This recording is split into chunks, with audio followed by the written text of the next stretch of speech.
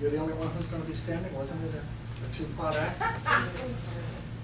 This is from one of the advanced manuals, Speeches by Management. I think the advanced manuals are oftentimes a challenge. Sometimes they're not quite what we do at a traditional meeting. So this was almost more of a role play.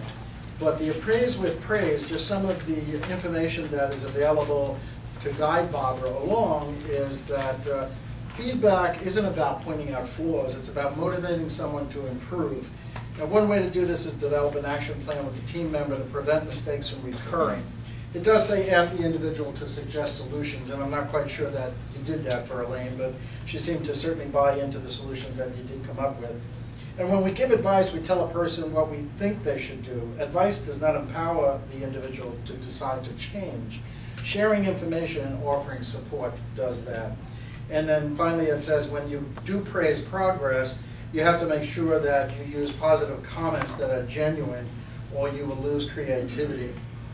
So obviously a role play is a challenge, but when you have a best supporting actress like Elaine, isn't the exercise so much easier? It certainly flows. How did the speaker's presentation about the feedback process improve your understanding of the process? You connected with the audience immediately by sharing your personal strategy of meeting on Fridays. Kind of interesting that Fridays are also casual Fridays, so I guess maybe giving bad news is easier to do in jeans.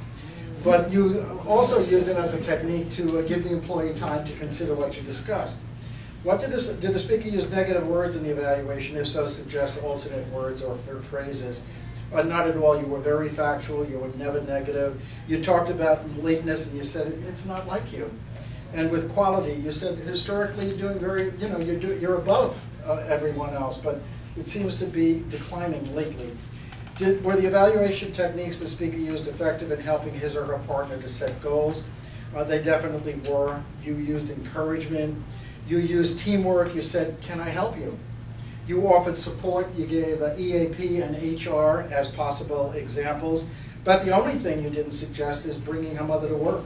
I thought, I mean, you seem to be relating to her so well. I thought, well, could she bring her mom with her?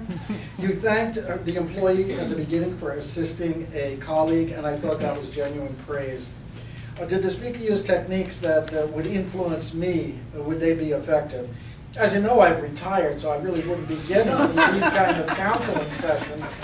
But I do recall when my dad was dying in 1974, I actually had a boss have to say to me, I know your father's died, and that's really struck a chord with you, but there's a job to do, and we have to get about doing it. I think it might have been more advice than what you offered, and I thought you really worked very well with your counseling to Elaine. You used a comfortable setting. It's hard to duplicate it. It was an office, but it didn't look like you were sitting behind a desk. You made eye contact with her, which I thought was very important. You gave her a chance to respond, and you talked about performance, not person. I think you met all the goals of this exercise.